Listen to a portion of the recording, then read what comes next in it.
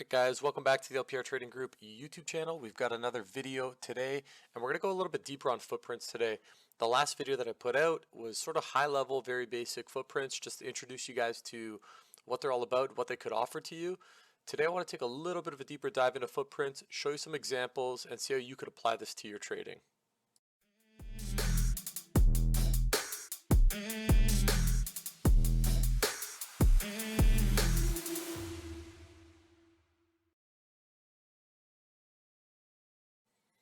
All right, I think it's time to go a little bit deeper into these footprints here. I did put out a video a few days ago of like this high level overview of footprints, like I explained there in the intro. I'm going to go a little bit deeper on this one, so bear with me here. But we've got footprints, and this looks very intimidating to a lot of people. It's a lot of numbers on the screen, especially when it's moving. So when the market's open and numbers are printing, a lot of things are flashing. This is super, super intimidating. There's a lot of information in here that you can use though as a trader. Now, not all the information is usable. In every given moment. We are market lawyers and we do have this market lawyer mindset. So we want to still look for our areas and levels on the chart in order to apply this information correctly. Now, the name of our group is called LPR, and it's not just called LPR for no reason. It's an abbreviation. The L stands for level. So the first thing we want to do is look for a level or an area of interest to trade on the chart. This could be on a volume chart, on a TPO chart, on a traditional candlestick chart, whatever it is. The P stands for pattern. We're going to then look for pattern recognition at the level. This could be candlestick pattern recognition. Are buyers and sellers trapped? Are they offside? It could be imbalances like we touched on briefly in the previous video. It could be something off your footprints, your DOM, whatever it is. And then the R is going to be your risk versus reward. Are you getting proper, appropriate risk versus reward on your trade in order to take the trade, even if everything sets up? For example, if I'm not making at least 10 points on ES to my first target, this is not sufficient risk versus reward for me. My average stop losses on a trade are somewhere between 1.5 to 2.5 points. So if I'm not making 10 points, I do not want to take the trade. Okay, so it doesn't matter how good the trade sets up. If I'm not making that risk versus reward on the trade to my first target, which is a target defined by the market and the price action, it's not just some ambitious YOLO target. Like I feel like taking my money here. No, it's something the market has told me, usually in most recent price action. So let's get to the P part of it, the patterns that we're looking for. Now, of course, I can't give you all the tricks of the trade here. We do this all the time in our chat room, but I'm really going to open the book for you guys here, okay? You're looking at a footprint chart, and this is a footprint chart from action from today. We can see the time at the bottom here. We're in the 940, and this would be this morning. Now, how can we use these footprint charts to decipher some codes in the market? Well, like I explained in the previous video, we can see all these imbalances on the buy side. These are strong buyers met by weak sellers or no sellers at all, because we're constantly printing more aggressive orders on the offer. That's why we are shooting up at this point, okay? And we can see this printing in real time. Now, inversely, we have aggressive selling here. So these are market orders hitting the bid more aggressively than market orders hitting the offer. Sellers are trying to take control. That's why we get this push to the downside. Now, something else I want to introduce to you guys is volume and POC, okay? This is also going to be new for some of the members in the chat room. I'm going to do a full-blown course video on this that's going to go way deeper than this just for the members of the chat room, which is going to be great, but I'm going to give you guys a high-level overview, and I'm going to give them a sneak peek of what we're going to be talking about and what we're going to be looking for. Okay, so one critical area I do have marked out on my charts are these white areas. And like I said in the previous video, these are POCs, P-O-C, or point of control, okay? Point of control. What does that mean? That means this white tick value on every single 1 minute candle in this case is the highest volume tick or price traded at this 1 minute time frame. So you go 365 plus 409, that is the most volume traded at this tick value. I think that's 774 or something. Okay, so that's the most volume traded on this candle at that tick value. Now, how can we use these? Well, naturally, I think what people would think is if the point of control is closing very high on the candle, we're strong because most of the volume is trading into the highs of the candle. Well, usually it's the opposite.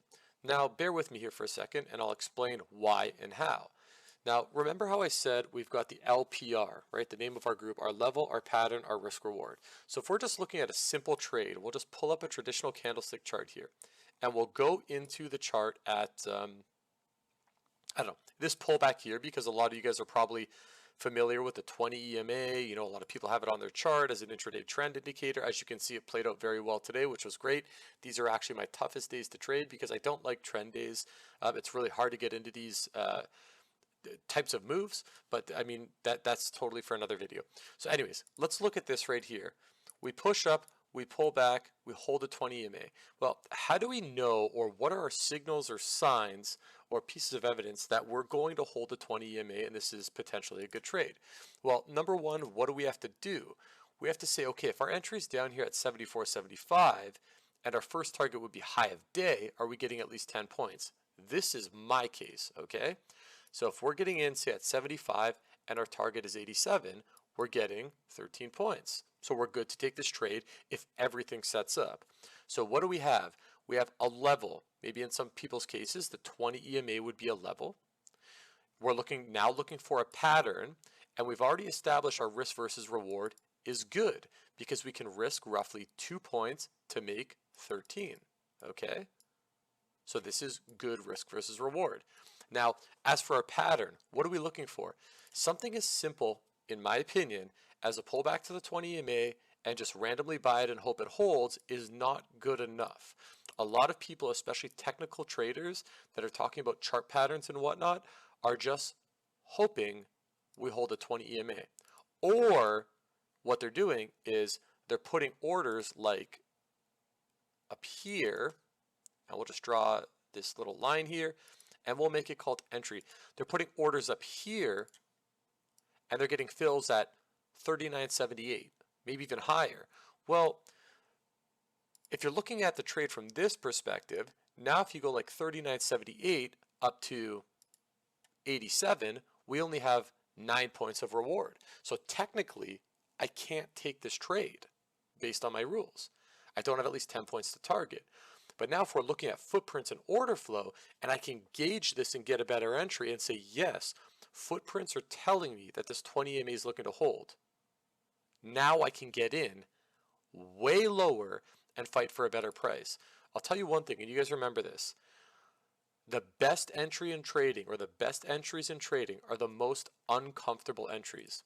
You're typically buying when things are going down or really weak, and you're selling when things are going up, or shorting when things are going up. Now we're just not just randomly shorting something that's running up. There's going to be clues, levels, patterns, and proper risk reward to get into these trades. Let's look at this candle or this area here on our footprint chart. Now, where are we? We've got let's check that time again just to be sure. 10:25, 10:25, okay. So we go back to our footprint chart, okay? Now what do we have here? We've got that push up, we've got the pull back, and what we can do is, instead of me plotting the indicator here, the 20 EMA was something like this, okay? So now we've pulled back into the 20 EMA. Now what are we looking for into the 20 EMA? We're at our level, we need to find a pattern, we know we have proper risk reward back to these highs. Well, like we spoke about in the previous video, price is moving down, down, down. We get to our level. What do we show here at in the bottom point of this range? We show a really nice imbalance, right? We've got sellers trying to hit the bid, right? So they throw an imbalance to the sell side, which is aggression to the sell side. Right after sellers give up, price turns around, and we throw imbalances to the buy side. So what happens here? Bad retail is trying to short this thing for whatever reason, because it's going down or whatever it is, you know, with absolutely no idea of what's going on. And bigger money, I don't want to say like firm money and huge money, but bigger and smarter money is saying, nope, this is a buy. And as soon as these guys start buying it up here and throw a nice imbalance of 226 by 32, this is our cue as good retail to say, okay, we don't want to make the wave. We don't want to try and get in front of this blindly by just looking at our simple candlestick chart and saying, okay, we're going to randomly buy the 20 EMA. No, we want to wait for this big money to start creating this wave, and we want to jump on the wave. So once we see this start printing, we can hit entries somewhere in this area. Now our average will be roughly that 75 area. So like I said before, 75 to 88, that's 13 points. And what are we risking in this case? Well, the low of these candles are 74. So we'd likely be risking one tick below the lows, because if we're wrong, we just want to be wrong and out. So we're risking 1.25 points, okay? So a point and a tick on this trade to make 13 points. That's amazing. And this isn't even 13 points on your whole size. You could take half off into the highs and let the rest run and still have a really good trade even if it comes back and stops you out for a full stop or break even. So this is the way we're going to start using these footprint charts in order to identify good entries on the chart. Now those are pullbacks and imbalances. Something else I want you to look at, and guys, I don't want you to go blind trade this kind of stuff. I want you to look at it, analyze it, try and figure it out, and see how it fits your trading, okay?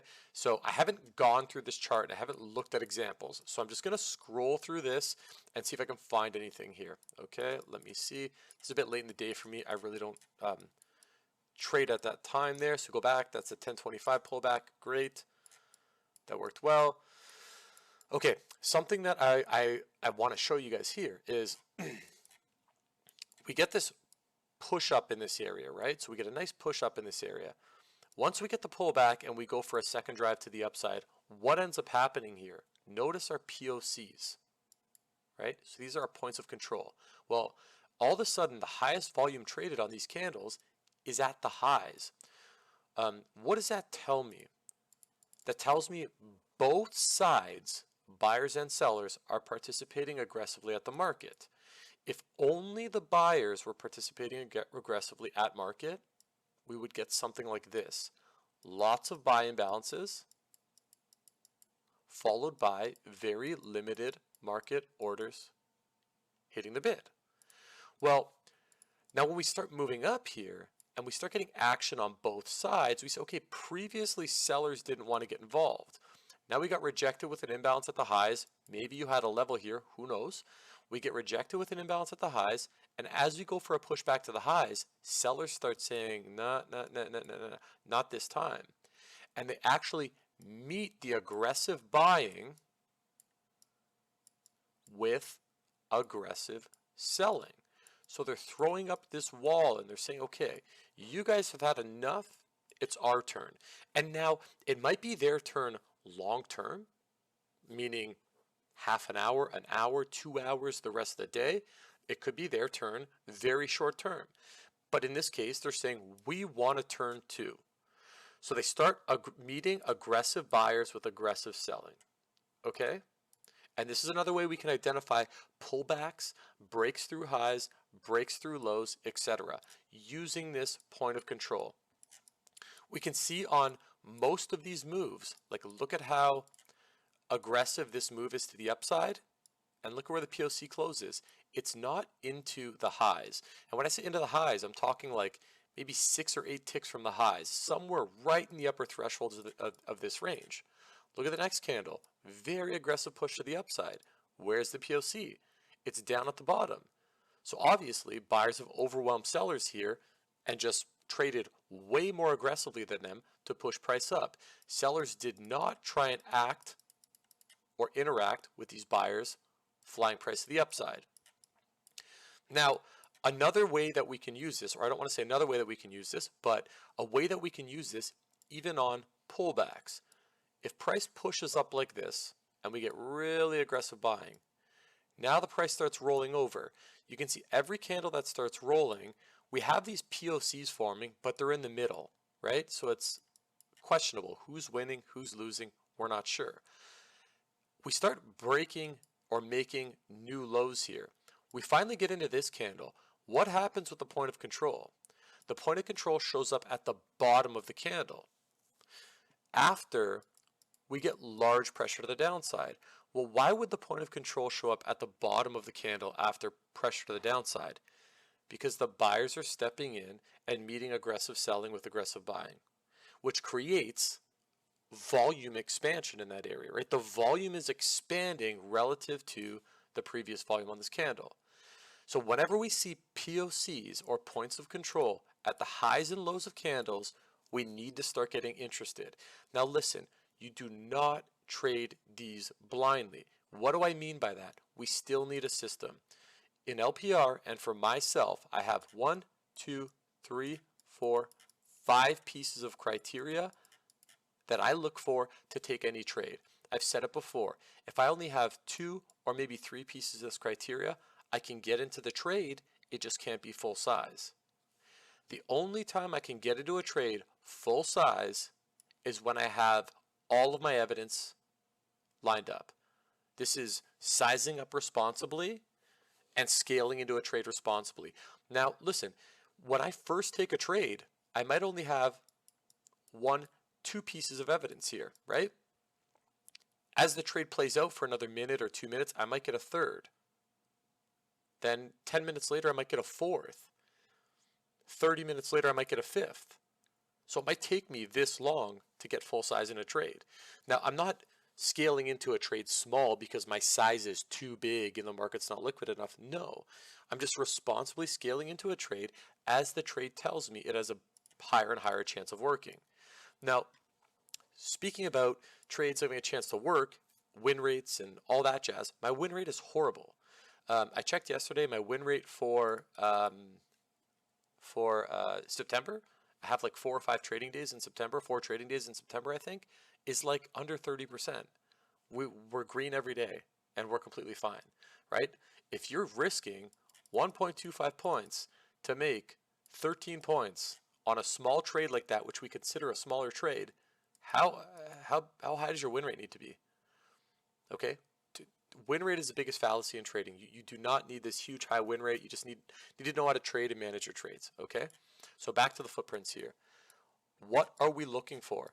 We're looking for where the point of controls are closing to give us an idea of where the fight is happening. The fight between aggressive buyers and sellers is naturally going to gravitate to and around the point of control. So if you have a consolidation period or accumulation period or potential distribution period like this at the lows, where are the POC is going to be? They're typically all going to be in the middle because they're battling in the middle. As the POCs start rising, this is buyers trying to take control, and because the POC is rising, it's saying buyers are trying to run over sellers, and sellers are still aggressively fighting at higher prices. They're trying really hard to aggressively fight at higher prices. Well, fortunately or unfortunately, this is where they gave up, and we pushed up. We can actually see right in this price area, this was an iceberg order, okay? So we can see he absorbed 761 market buys at the offer, 97 market buys at the offer, 1,247 market buys at the offer before he let go. They tried to hold him down, and then they got right through him. Nobody has unlimited amounts of money. Some of these iceberg orders will hold. I call it the 50-50 trade. If you see an iceberg order on your footprint and you can get a 1 to a 2 tick stop on either side of the trade, I say take the trade because you got a 50-50 shot, you're going to get paid really big. One thing that you got to worry about though is with these iceberg orders, when they break through, if you're short, for example, here and your stop is here, when they break through, you're looking at 1, 2, maybe 3 ticks of slippage. So you have to factor that into your trade as well. This is another thing that you can look for within your footprints. Now, this is totally up to you, which side you want to take, which side of this iceberg you want to take. But they pay well when they do work, and they do typically break through the iceberg, hold, and just run up really clean. So let's go through this chart quickly one more time, and we'll just see if we can find any really good examples here. So we can see when we push up here, we pull back, push up, we've got POC at the higher end of the range. It's telling me that these sell imbalances are aggressively fighting buyers trying to buy price up and push it higher. They temporarily push them down. Now, like I said before, they could push them down for a short amount of time, or they could push them down for the rest of the day, maybe the week, okay? As we pull back here, push up, we pull back, we start getting these buy imbalances down at the lows of the candles. That means as these sellers are trying to push price down, our point of control is moving down. The point of control would not move down if buyers said, you can have this price, we're not going to fight you. It would just be sell imbalances diagonally as price moved down. Because our point of controls end up at the lower threshold or lower end of a candle, it's telling me at this time the buyers are making an effort. And in real time when this is happening, you'll be able to see this on your DOM. Just scroll this over. You'll be able to see this on your DOM. You'll be able to see refreshing orders on your DOM trying to limit hold a bid. You'll see aggressive orders hitting the offer. These are the kind of things you'll pick up in this area. We'll keep scrolling here. Even small little temporary areas like this. Price pushes up, pulls back. We go for a big push to the upside. What happens at the top of all this? We get a POC at the top. Okay? We get a POC at the top of the range. It says sellers are trying to fight aggressive buyers. And what happens? They push this all the way back down. Now this isn't a huge trade, and this isn't even a trade I would take for the simple reason that maybe we're not getting proper risk reward, or there wasn't a level there, or we're not getting a clearly defined pattern. Let's keep scrolling through here and see if we find any more. We get this type of price action, push up to the highs, very short-term rejection, off POC up near the highs, sellers, aggressive sellers fighting aggressive buyers trying to break the highs. We pull back, what do we get? POCs at the lows after multiple sell imbalances. So this candle especially, or this print especially, aggressive sell imbalance, aggressive sell imbalance, aggressive sell imbalance, aggressive sell imbalance. Sellers are still trying to hit it. 305 contracts printed here on the bid aggressively. That's the most contracts printed on the bid side on this candle. And buyers step in and say, nope, nope, nope, nope, nope, nope. We're going to fight you here. You might win, but we're ready to fight here. Buyers step in, and when buyers step in and sellers step in aggressively, that's going to be the highest exchange of contracts likely. That will bring the POC down into this area. We end up holding, and we end up pushing higher. Okay, now we're getting into like 11, 11:30. This is usually turns into the lulls. Today it wasn't. Today was absolutely wild with the range. Here's another little example, and this is more short term, of course. Price pushes down. Look at this sell imbalance here, 464 by 50. Sellers are really trying to hit this thing, push price back up. As soon as we break below this, here's another iceberg actually. This was a whole iceberg. And okay, now that we're on this, I've already done an iceberg video, but how can we identify these icebergs? We see orders hitting the bid, 464, 91, 1352, and nothing hitting the offer. That means that when price got down here, there was someone sitting here at this price, which looks like it was 3995, with a bunch of contracts. So it couldn't tick below this number. So what happened was he absorbed all of the aggressive sells hitting the bid. Now he gave away. Once he gave away, what happened? We didn't get a huge flush. We actually got a sell imbalance, but buyers showed up and said, whoa, whoa, whoa. It might have been the same guy aggressively buying this. I have no idea, right? So buyers show up, they bring the POC down to the lower end of the range, which says that's where the most contracts were exchanged. And we get this little move to the upside. Of course, followed by the huge waterfall. Some traders in the chat actually got this trade. It was absolutely insane. Amazing trade. I did not get it personally. I was not at the charts. We scroll through these charts. Low, we pop up, we get another low. We get some nice buy imbalances here. We get some nice sell imbalances at the highs. This is actually really nice right at the highs, like 1, 2, 3 in a row. Can take a little scalp short back to the lows. I do like those type of trades.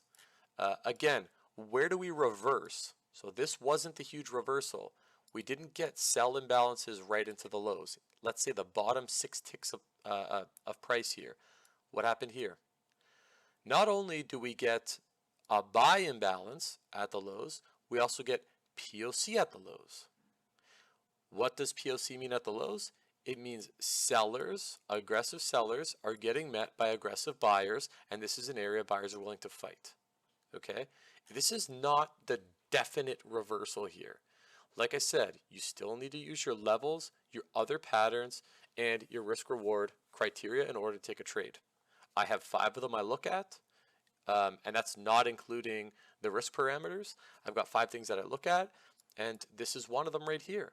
So we've got POC at the lows, we've got buy imbalances, great. There's actually another setup in here that we trade in the room that we talk about every day, and then you get this large trade. Okay, so let's look at our risk reward again quickly.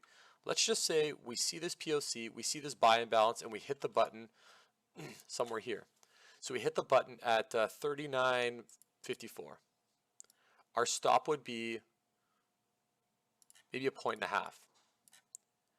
We go all the way up here, 66 is the high. That would be our first target. So we've got 12 points for our target. Good. We have proper risk reward. We have a setup. If there was a level there, this is definitely a trade. So many things are coming together. We get long, we're on 1.5, 1.5 point risk. We get our target here, we let the rest run, and she just starts flying.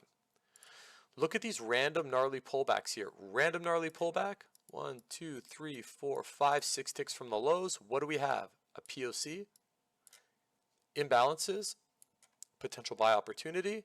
Why? Sellers try to aggressively push the market down. Buyers responded, held price up, or at least put up a fight, and we push price to the upside. We're going into 1 o'clock here. I really don't trade around these times, but on days like today, geez, I mean, anything worked on a day like today, to be honest with you. Something else right here that's very interesting for me. Price pushes up, we push up. What happens here? We got a couple little hangers up here. So these are buy imbalances up into the highs.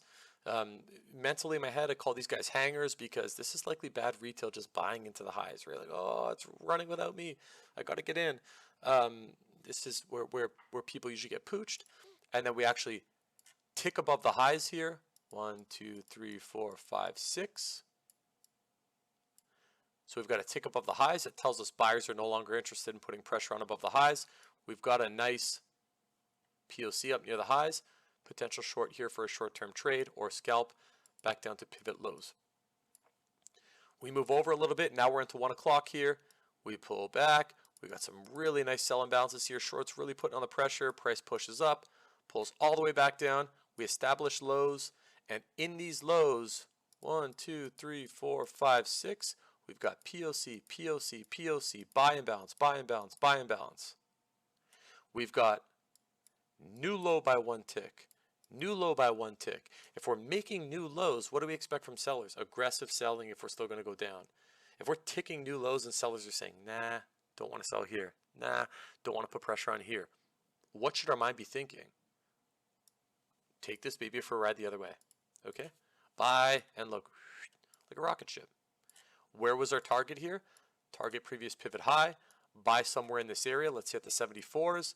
And our target would have been the 86s. 12 points on 1 to 2 point risk. Perfect. Great trade. Okay.